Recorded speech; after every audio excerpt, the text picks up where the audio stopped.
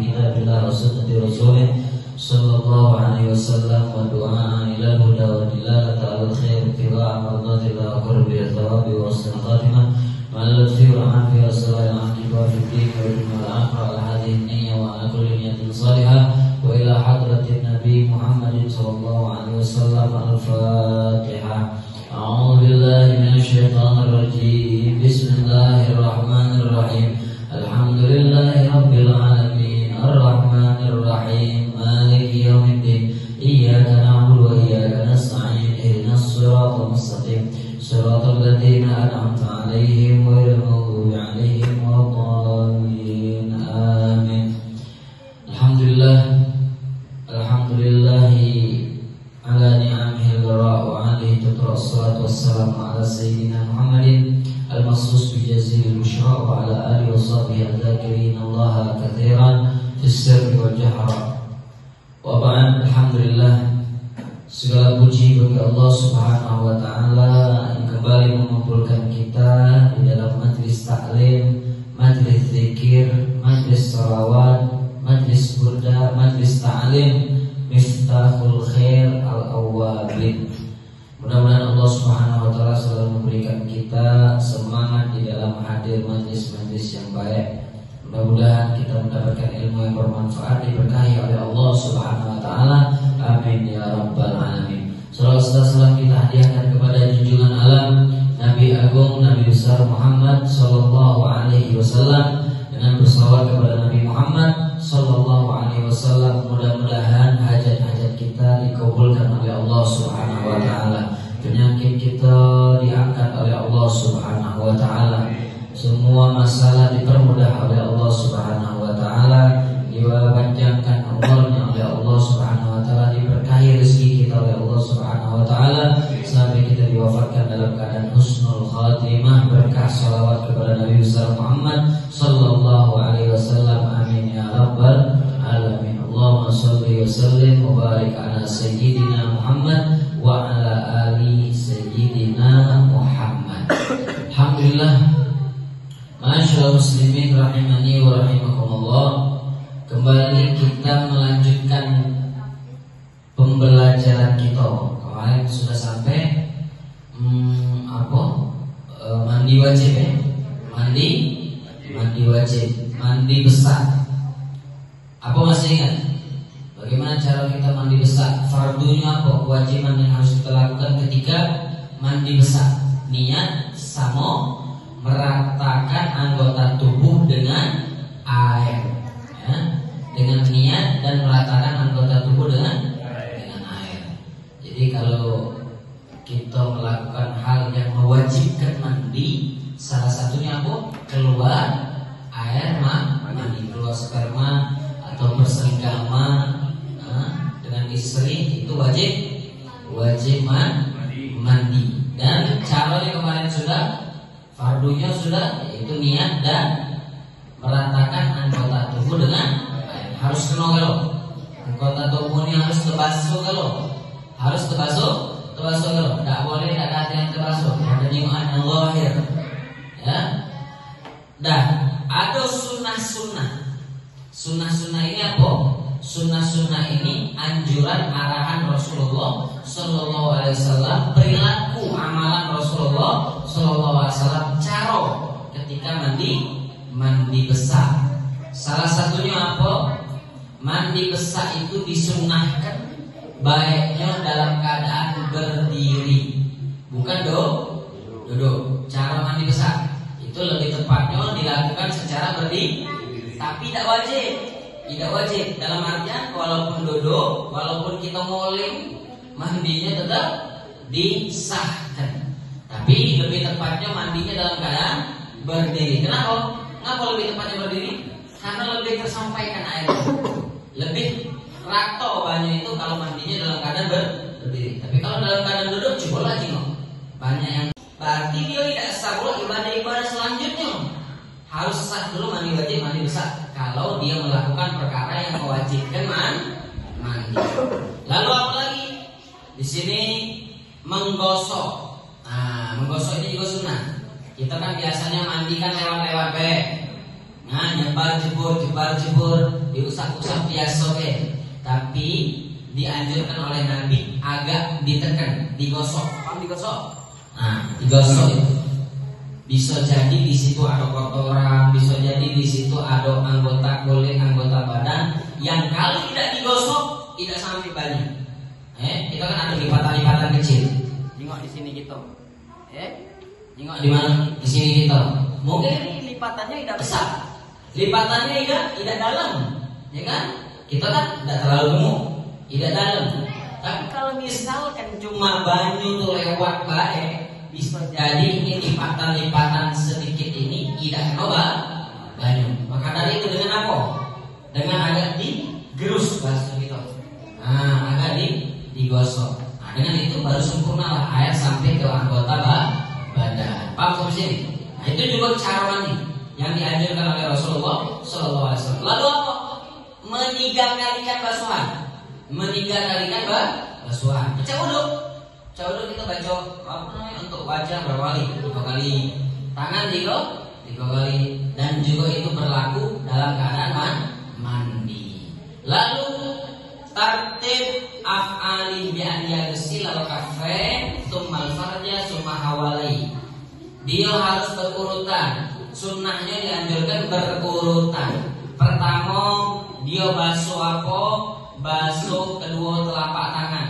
Pecah wudhu. Sebelum wudhu biasanya kita basuh apa? Telapak tangan dulu. Ini sunnah, bukan wajib. Walaupun dia tidak kerjakan tidak jadi masalah. Tidak jadi masalah. Jadi cara mandi? Basuh tangan dulu. Setelah basuh tangan, basuh itu apa itu? Kemaluan kita dibasuh. Setelah basuh, baru basuh anggota badan. Lalu kemudian kumur-kumur dan basuh ini apa namanya? Bagian hidung dalam ini. Pecah yang kemarin sudah dikasih tahu dalam keadaan wudhu. Basuh apa namanya? Kumur-kumur sama istinsyak kalau sarangnya, sama istinsyak. Masuk ke banyu hidung ataupun mengeluarkan banyu dari hidung. Itu pun sunnah. Nah, jadi ini dilakukan kalau nak pahalanya besar, pahalanya banyak, lakukan sunnah-sunnah ajaran Rasulullah SAW, adab-adab ketika mandi besar. Lalu di sini kemudian dia berwudu, lalu baru niat mandi besar. Pakai bahasa Arab usahakan. Belajar bahasa Arab. Nawaitul ghusla li raf'il hadatsil akbar fardhon lillahi ta'ala. Itu mandi besar niatnya pakai bahasa Arab. Bahasa Indonesia macam mana? Aku niat mandi besar fardu untuk menghilangkan hadas besar, fardu wajib karena Allah Ta'ala. Nah, itu dengan bahasa Indonesia. Itu niat wajib, jangan sampai lupa niat. Harus pakai niat. Lalu di sini apalagi? Wa illam yakun alaihi thumma yata'addal mata'amatif thumma yazidul ma'al ras. Kemudian cara mandi itu tidak cepat-cepat ada urutannya. Setelah kita basuh tangan, setelah kita basuh itu, habis itu niat mandi besar, habis itu apa? Kepala dulu. Tapi jingok-jingok banyak itu kalau terlalu dingin tidak bagus juga kena kepala langsung. Kalau kata kedokteran, kalau kata kedokteran tidak salah. Dari mana? Dari kaki dulu sampai ke separuh badan. Lihat kondisi banyu, lihat kondisi badan. Lebih tepatnya memang di sini dianjurkan, di sini disebutkan kepala baru bagian kanan. Bagian mana? Kanan. Nah, ambillah gayung, basuhlah kepala. Kalau tidak ada dingin, baju itu santai, badan juga anggota badan ini lemah, semangat, sehat, tidak ada sakit. Maka bisa kita langsung dari kepala langsung kemana? Ke anggota badan bagian kanan. Sini, basuhlah sini, baru basuh bagian belakangnya. Habis itu kiri, baru bagian belakangnya. Pecah-pecah ini kok aneh ini ajaran ini? Tidak aneh. Ini urutan yang lebih tepat secara apa yang sudah diajarkan oleh Rasulullah SAW. Bagian kanan sini, belakang, kiri, belakang. Setelah itu terserah, sempurnakan anggota badan yang lain yang belum kena banyu. Lalu kemudian dia Itu dengan sunnah-sunnahnya. Jadi masih ingat ya di pikiran kita cara mandi wajib. Masuk ke kamar mandi dengan baca doa. Setelah kita memahami sunnah, ada juga yang makruh. Di dalam mandi ini ada makruh. Makruh itu apa? Tidak baik. Dalam artian perkara yang tidak dianjurkan, perkara yang tidak disenangi, perkara yang dibenci, yang tidak diajarkan, yang tidak diarahkan oleh Rasulullah Sallallahu Alaihi Wasallam ketika mandi besar. Kira-kira apa? Di sini disebutkan dimakruhkan, tidak dianjurkan, tidak diarahkan bagi wong yang dalam keadaan junub. Tahu junub? Junub itu dalam keadaan punya hadas besar. Catat itu keluar mani, keluar sperma, atau habis bersenggama sama bini. Apalagi kalau yang perempuan habis setelah suci daripada head men. Itu kan dia punya hadas besar. Sebelum mandi wajib tidak boleh dan tidak dianjurkan melakukan hal-hal ini. Apa? Makan, minum, teduk, jima. Makan, minum, teduk, jima, ini tidak dianjurkan. Kapan melakukan itu? Setelah mandi besar. Usahakan seperti itu. Tapi bukan berarti ini harus, wajib, haram kalau misalkan tidak dilakukan. Tidak cukup. Ini perkaranya apa? Dibenci baik, tidak disenangi, tidak diarahkan, tidak dianjurkan. Seandainya darurat, habis jima, mama, habis keluar mani, keselak. Nah, mana kamu? Mandi dulu. Kalau tekan pas mandi dulu. Habis jima misalkan, kamu saking semangatnya, mama binimu. Kata Ustaz tidak boleh. Habis jima, habis bersenggama sama bini itu harus mandi besar dulu. Kalau tidak wudu dulu. Ini keselak. Langsung masuk mandi, langsung masuk wudu. Tengah-tengah jalan. Selesai dia. Karena apa? Keselak.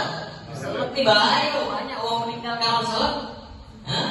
Jadi ini perkara tidak wajib, tapi dibenci, tidak diarahkan, tidak dianjurkan oleh Rasulullah Sallallahu Alaihi Wasallam. Tepatnya setelah bersenggama sama bini, setelah keluar sperma, ataupun betina tadi setelah dia selesai suci daripada men, sebelum dia mandi wajib, usahakan tidak melakukan hal-hal ini, yaitu mandi, minum, nak simak lagi, usahakan basuh dulu, jangan kedua ketiga laju lagi itu. Setelah selesai sekali, diam dulu cari 5 menit, 15 menit. Laju lagi. Tidak ada wudu, tidak dibasuh, tidak mandi, bahkan tidak galau-galau, pokoknya nyantai dulu 10 menit, nyantai dulu. Laju lagi 10 menit ke depan. Setelah selesai, santai dulu 15 menit lagi. 15 menit laju lagi. Ini sebenarnya tidak dianjurkan karena perkara itu kotor dan najis. Habis melakukan perkara tersebut, apalagi dia leser habis itu, langsung main lagi. Nah, ini tidak dianjurkan. Ini dibenci oleh Rasulullah Sallallahu Alaihi Wasallam. Jadi cara yang tepat mana? Setelah bersenggama, setelah keluar mani, setelah perempuan itu suci daripada haid dan nifas, maka mandi wajib dulu. Atau kalau males, nak tidur. Misalkan malam hari kita males biasanya. Habis ini melakukan hal-hal itu di malam hari, nak tidur, bawaannya capek, lemes, nak tidur bawaannya. Boleh tak? Boleh baik. Tapi lebih tepatnya ke kamar mandi lah dulu, basuh lah dulu barang itu, wudhu lah dulu. Habis wudhu baru tidur. Kalau males mandi. Lebih tepatnya langsung mandi. Karena apa? Malaikat tidak mau mendekati seseorang yang dalam keadaan masih punya hadas besar. Nah ini kita perhatikan. Jadi adabnya cak tadi, tidak usah nanti dulu, tidak usah makan minum dulu, apalagi melakukan hal itu yang kedua kali, ketiga kalinya. Sebelum cucilah dulu, bersih-bersihlah dulu, wudhu dulu, kalau bisa bahkan mandi dulu, baru makan, minum, tidur, nyimak, terserah. Paham sampai sini Pak? Nah itu yang dianjurkan oleh Rasulullah Sallallahu Alaihi Wasallam. Ini dia. Lalu sedikit pembahasan yang terakhir tadi, kalau bisa dibasuh dulu. Biasanya kan Maaf, ini wong biasanya kalau bersenggama sama kita pulang kedua kali, ketiga kali, kalau dibasuh lemes punya dia tuh. Nah, ada nggak yang macam itu kalau kena banyu? Apalagi yang nemu, ini malah duduk sama tegak. Lebih banyak mana kelipatnya? Badannya. Duduk apa tegak? Duduk. Apalagi ngoleh sebagian anggota tubuh. Kalau dia paling terlentang, berarti anggota sini susah kena. Kalau dia tergolong, macam mana? Kalau dia terbaring, macam mana? Jadi lebih tepatnya mandi besar itu dalam keadaan berdiri. Kecuali kan ada sebagian wong ini yang tidak mampu tegak lama mandinya dalam keadaan duduk. Biasanya orang sakit atau yang sudah tua. Nah itu tidak apa-apa. Tapi ini kembali lagi, mandi dalam keadaan tegak itu tidak wajib, tapi sunnah. Berarti mandi dalam keadaan tidak tegak boleh tak? Boleh. Dilanjutkan sunnahnya lagi, cara yang lebih tepat itu mengikuti Nabi menghadap kiblat. Mandi itu ngadep kiblat. Coba kita perhatikan kamar mandi kita. Kamar mandi kita, kalau kita mandi kira-kira kita mandi ngadep kiblat. Bab kita sebelah mana? Kalau sebelah kanan, sebelah kiri. Yang penting posisi badan kita pas mandi itu kira-kira ngadepnya kemana? Nah, kalau bisa ngadepnya ke arah kiblat. Tapi kalau tidak bisa, tidak dipaksa ke tidak harus. Kalau misalkan kiblat mana? Misalkan sekarang kiblat mana? Situ. Nah, situ. Misalkan kiblat ke arah situ. Kalau baknya bagian belakang mana kira-kira kita nak ngadep ke kiblat? Baknya di sini. Kiblat ngarah sana. Berarti kita membelakangi. Tidak, ngadepnya kiblat tapi membelakangi bak. Mana ngadep ke sini? Kan repot. Nah, jadi usahakan sebelum bikin bak itu usahakan cak mana kalau kita ini mandi wajib ngarahin kiblat. Nah, tapi kalau misalkan maaf BAB. Nah, tidak dengar kiblat. Nyamping. Misalkan kiblatnya sana, nak nyamping ke sini boleh, ngadep sini, ngadep ke sana boleh. Jangan ngarah mana? Ke kiblat. Ini pelajaran. Ini adab. Adab kita ketika mandi besar atau ketika BAB atau buang air besar berapa sedikit. Lalu di sini wudu. Sebelum mandi wajib juga kita sunnahnya wudu. Wudu dulu, habis wudu baru mandi. Lalu tasmiyah, apa nih? Tasmiyah itu membaca bismillah dengan zikir, tapi jangan diucapkan keras-keras. Masuk kamar mandi lagi bismillahirrahmanirrahim, alhamdulillah, baca Fatihah dulu ya. Tidak bagus, tidak ada. Mengeluarkan suara dengan lantangan yang keras, dengan terdengar telinga kita atau mulai di dalam kamar mandi tidak ada. Tidak ada. Tapi dalam hati boleh. Dalam hati boleh, atau secara pelan. Sekiranya telinga kita juga tidak dengar. Kalau nak keras-keras jangan di dalam kamar mandi. Sebelum masuk kamar mandi baru mengucapkan bismillah. Kalau dalam kamar mandi sudah ada sopan lagi. Lagi sholawat. Sholawat dalam kamar mandi. Katanya Ustaz itu ngomong tidak apa-apa sholawat dalam kamar mandi. Emang tidak apa-apa. Tapi jangan keras dalam hati. Wong dalam kamar mandi itu pun harus berzikir. Harus tidak boleh lalai. Karena kamar mandi itu tempatnya siapa? Nah, tempatnya jin, diganggu gitu ya. Maka dari itu, ketika kita nak buka baju, ada bacaannya. Nak buka baju, ada bacaannya. Tapi kembali lagi, gak usah nak keras-keras. Bacaannya apa? Bismillahirrahmanirrahim, la ilaha illahu. Dengan bacaan itu, ketika kita buka baju, buka aurat itu, tidak dijingok, tidak diganggu jin. Dengan bacaan apa? Bismillahirrahmanirrahim, la ilaha illahu. Bacanya hu. Tapi tidak usah keras-keras. Bismillahirrahmanirrahim. Buka baju. Bismillahirrahmanirrahim. Baru buka sarung, tidak tepat, keras-keras. Secara pelan, secara sir atau dalam hati tidak apa-apa. Ini cara sunnah ketika mau mandi. Lalu apa? Ta'ahudul ma'atif. Ta'ahudul ma'atif ini memperhatikan lipatan-lipatan, terutama orang yang gemuk, yang banyak lipatan, perutnya mau lipatan.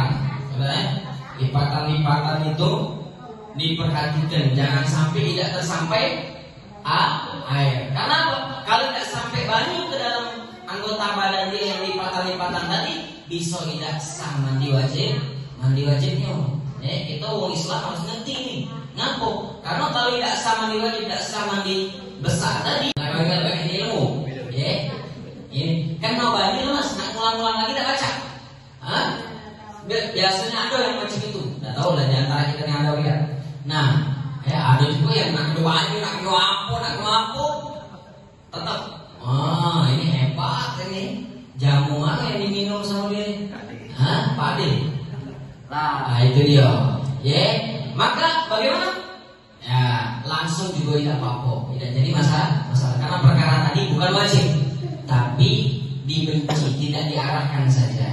Jadi usahakan mengikuti sunnah-sunnah Rasulullah Sallallahu Alaihi Wasallam. Jauhi perkara-perkara yang makruh, yang dibenci, yang tidak diarahkan. Bahkan jauhi perkara yang diharamkan. Ini untuk apa? Keabsahan ibadah kita cukup. Untuk agar ibadah kita ini sah.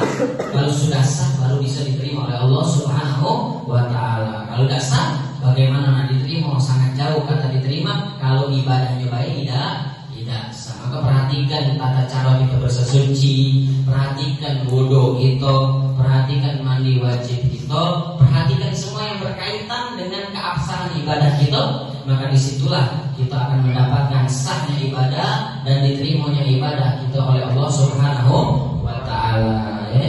Mudah-mudahan mungkin ini baik lah, sedikit agak kemana-mana pembahasan ini. Jadi mungkin ini baik. Bukannya cuma dengar-dengar kaget pas mandi wajib diamalkan. Apa sudah tak pernah lagi mandi wajib? Kali sekali. Usahakan. Mandi wajib, mandi besar dengan cara-cara tadi. Ingat niat ketika pertama kali membasuh dan meratakan anggota tubuh dengan air. Nah, itu baik yang diingat, wajibnya dulu, fardunya dulu, dan sunnah-sunnahnya tadi diingat. Yang sudah disampaikan tadi diingat, yang ingat langsung diamalkan. Mudah-mudahan bermanfaat. Mohon maaf apabila taufiq wal hidayah. Wassalamualaikum warahmatullahi taala wabarakatuh. Ya Rabbana tarafna bi annana tarafna wa annana asrafna ala ladha asrafna fatub alaina tawbah taghsil li kulli hawbah wastur lana al-awrati wa amin ar-rawati waghfir li walidina rabbi wa mawlidina wal ahli wal ikhwani wa sairil khilani wa kullu dhi mahabbah aw jiratin aw suhbah wal muslimina ajma' amin ya rabbi asma fadlan wujudan manna la biktisabin minna bil mustafa rasulin Allah bi kulli sulin salla wa sallam rabbi alaihi andal habbi wa alihi wa sahbi adada tashi subhi